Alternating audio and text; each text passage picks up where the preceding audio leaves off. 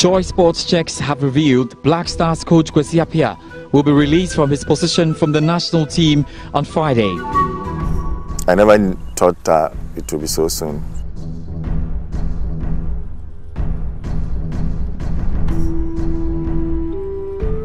Sometimes you need to be away for people to recognize just how good you were. We didn't say we were sacking him. We said we were parting company.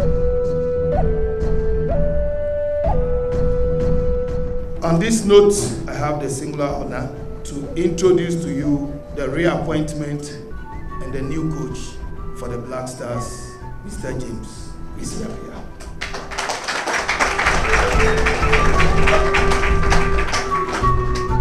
My name is Benedict Owusu, and in this film, I explore the various factors which led to the dismissal of James Kwesi Appiah as coach of the Black Stars and why the same team which fired him has employed him again as coach of the team.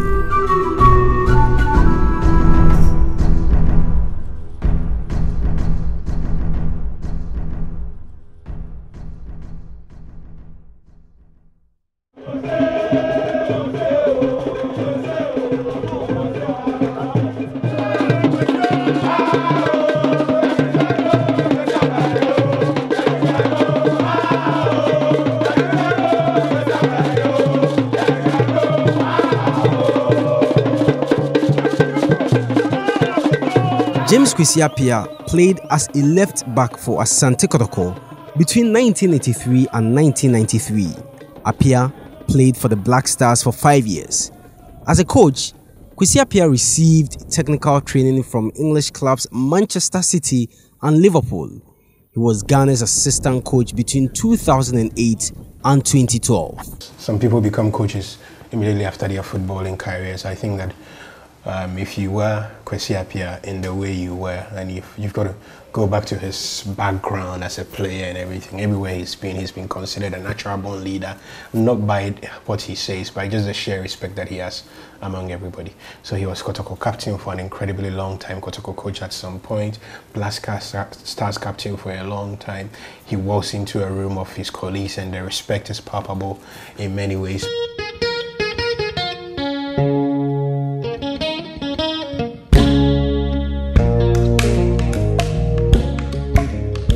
Appiah worked under two expatriate coaches Milovan Rajevac and Goran Stevanovic for 4 years.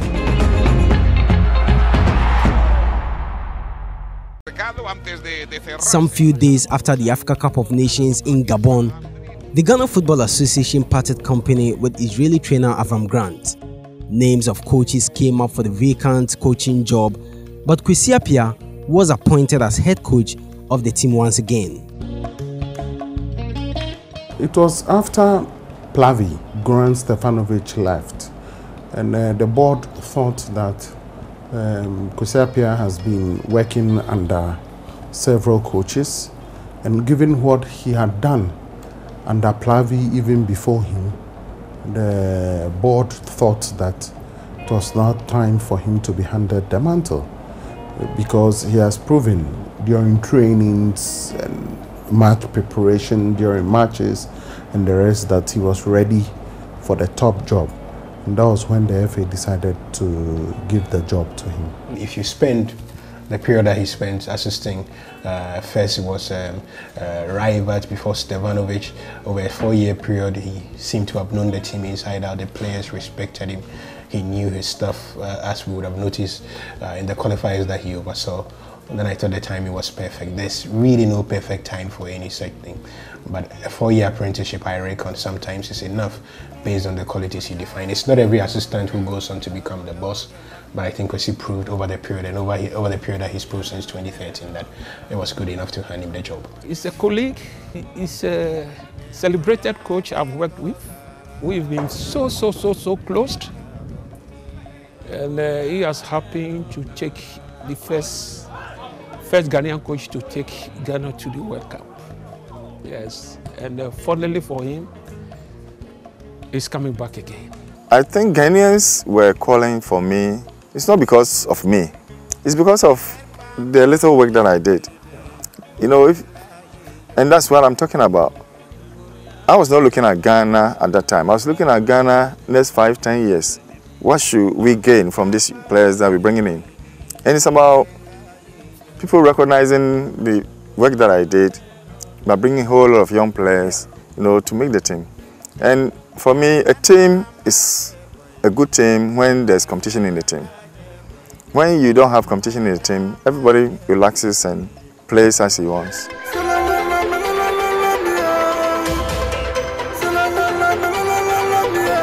He was then given a 2-year contract with the benchmarks of qualifying the team to the Africa Cup of Nations in 2013 as well as the FIFA World Cup in 2014.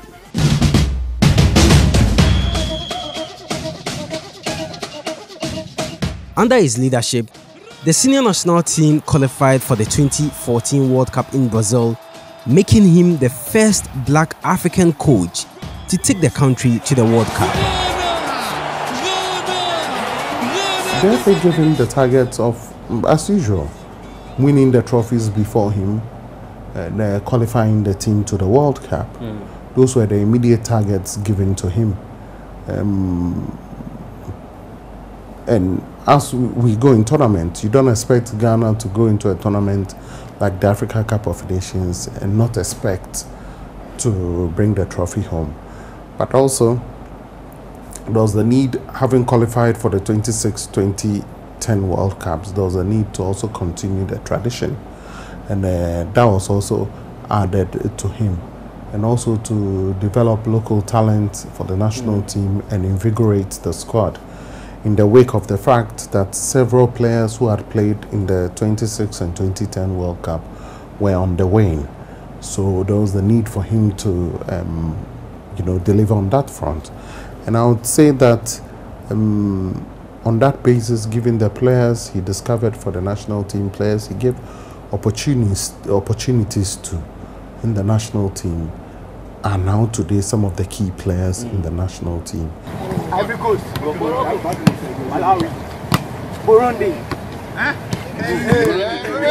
And a lot happened in Brazil which gave Coach Kwasi Appiah sleepless nights.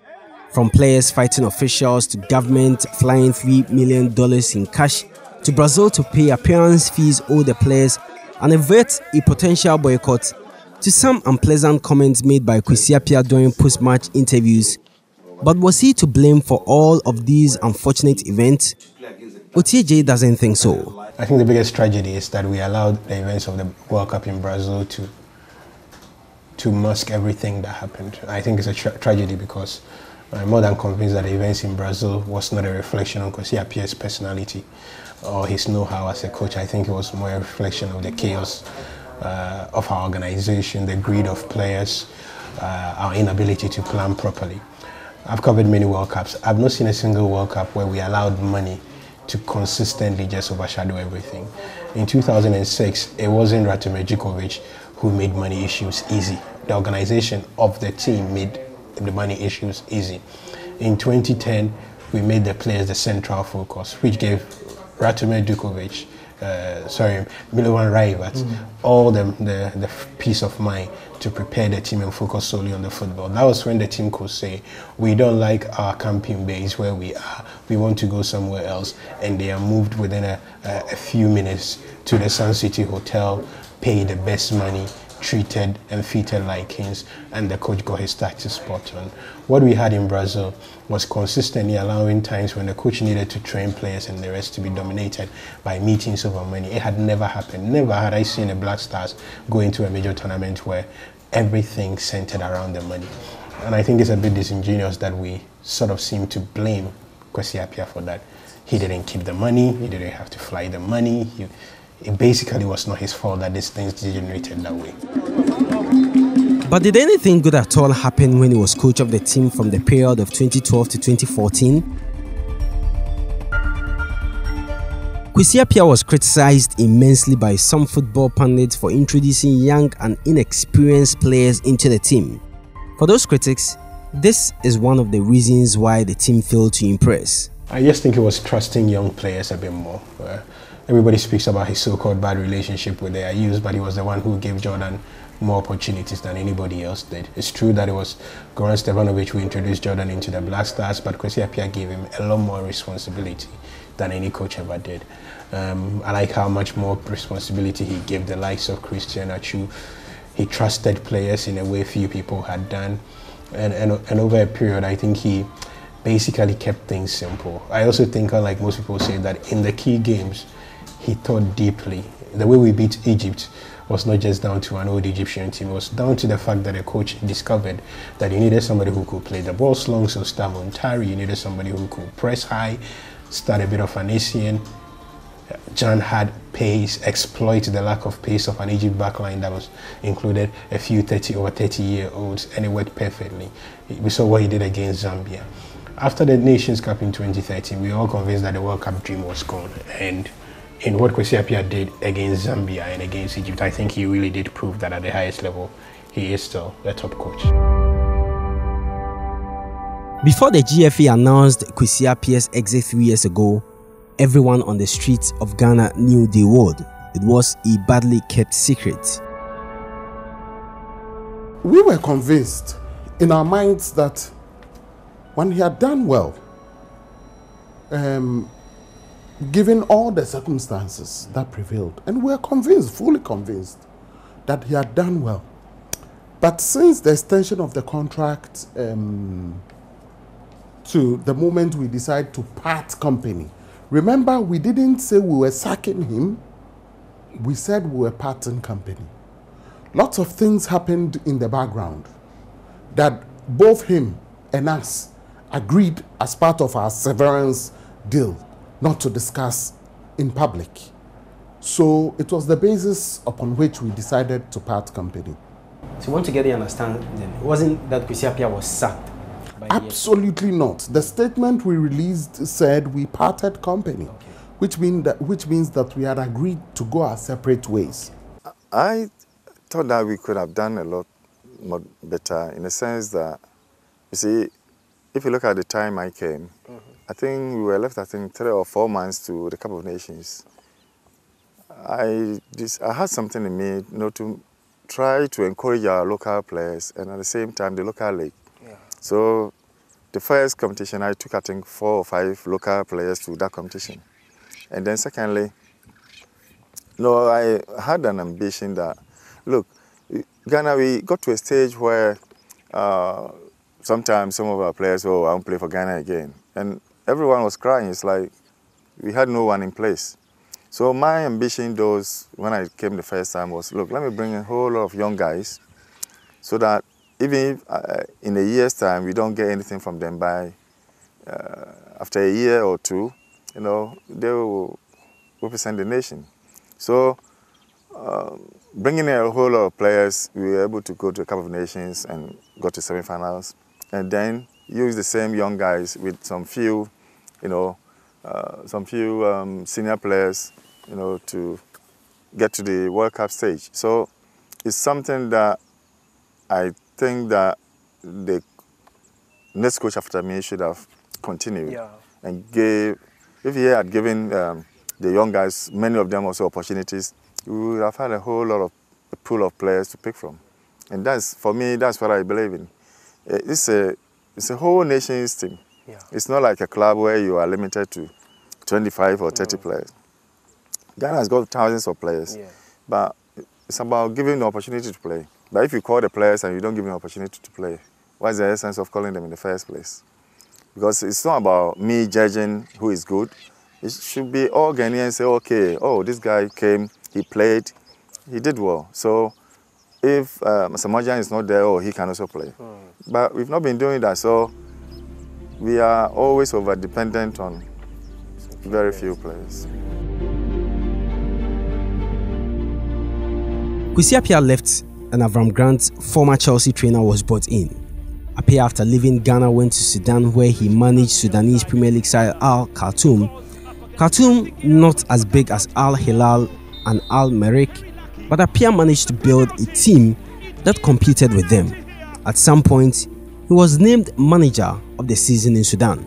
Initially, it was a bit difficult, but I actually loved the challenge.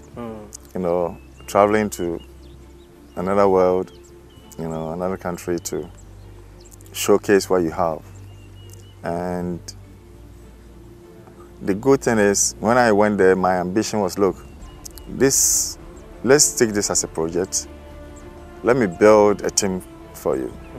And the management were so appreciative in the sense that that's what they were looking for. They agreed, and I decided to, in the first year, to bring about 10 young players to the team.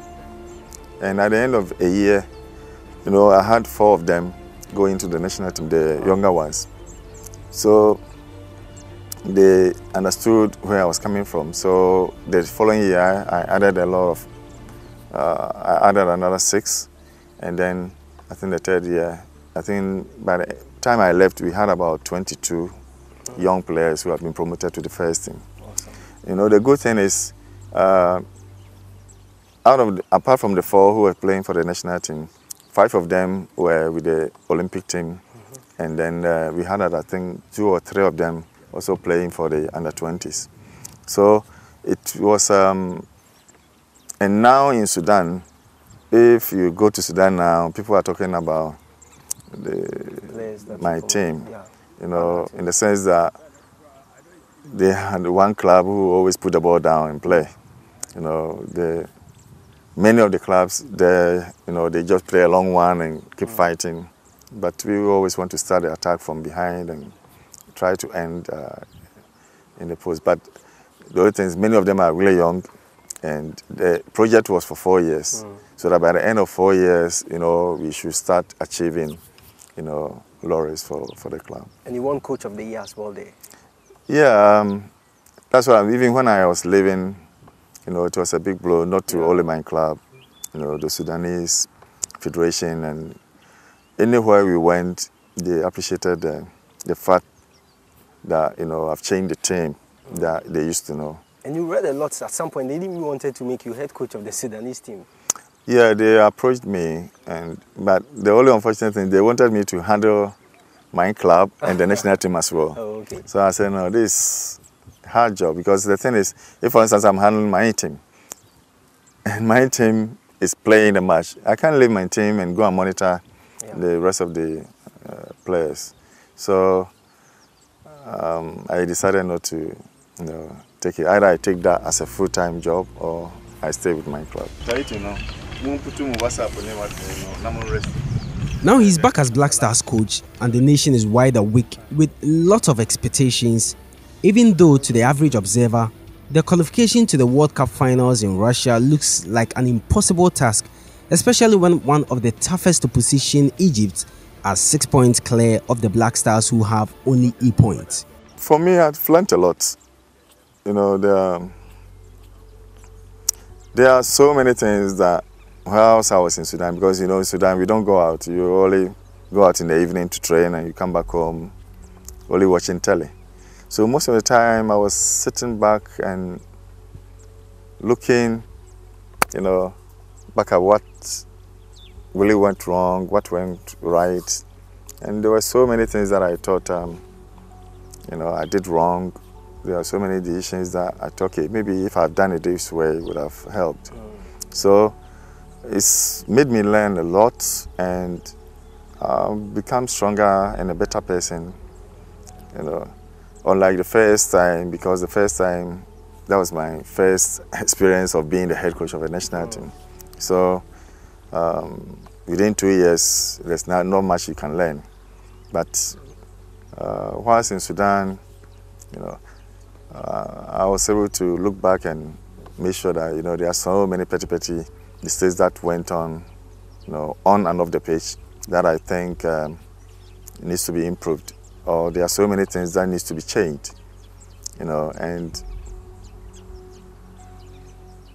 it's like you don't need to keep making the same mistakes again.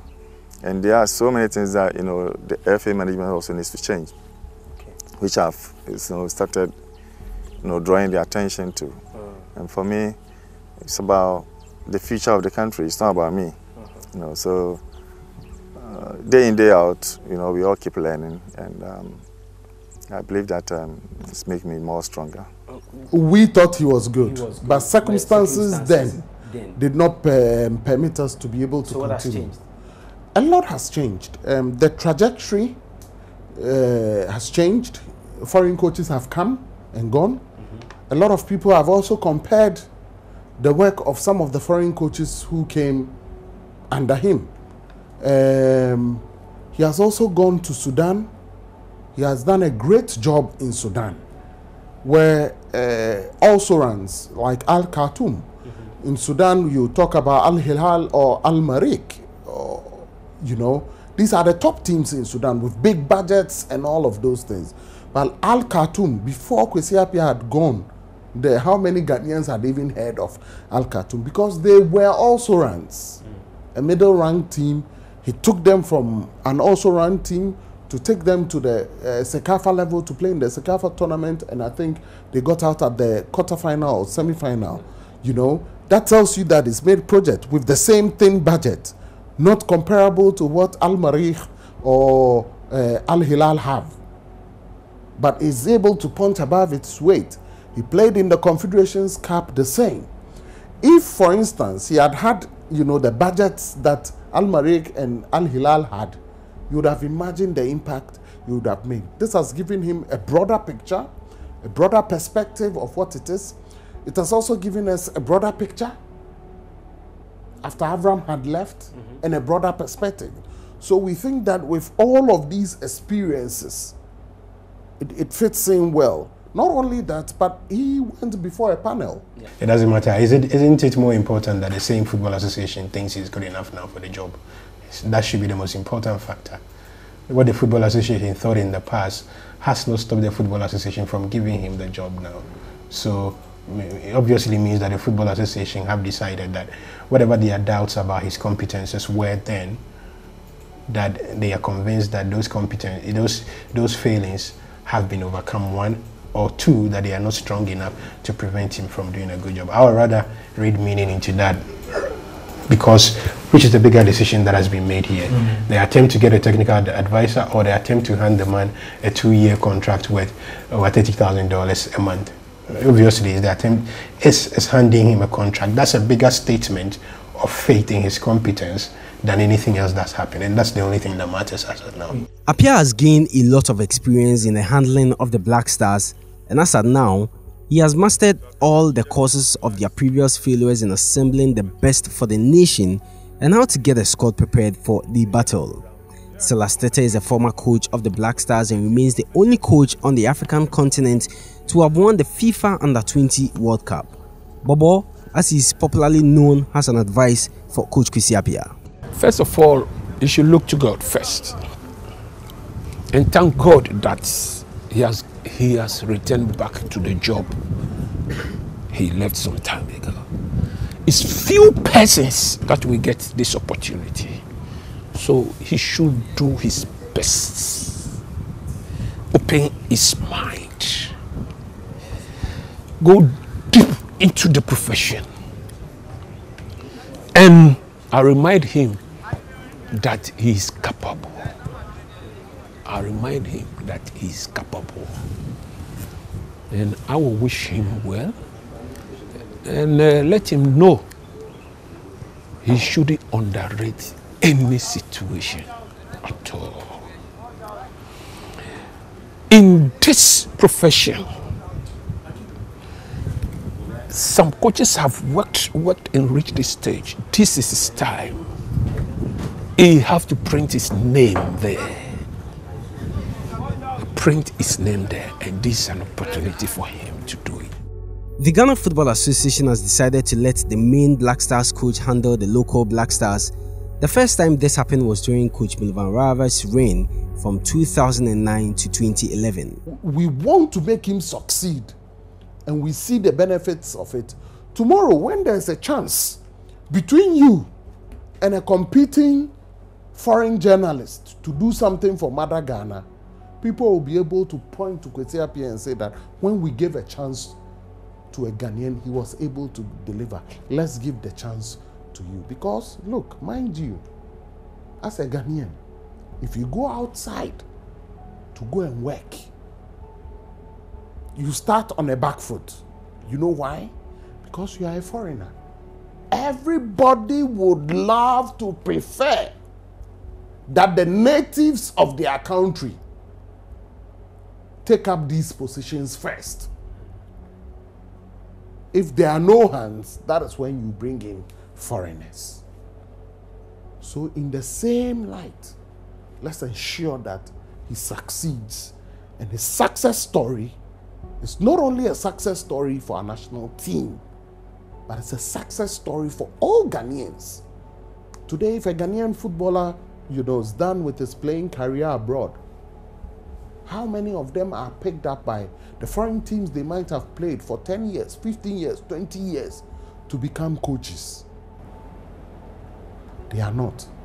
At the end of the day, he has decided that he wants to contribute $5,000 of his monthly salary to the betterment of the fortunes of coaches and old players in this country.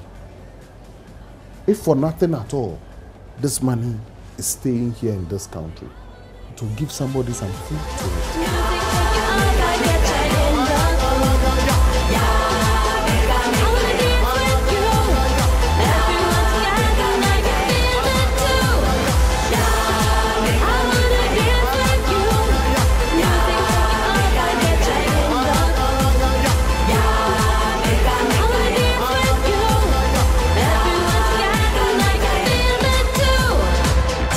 Mandela.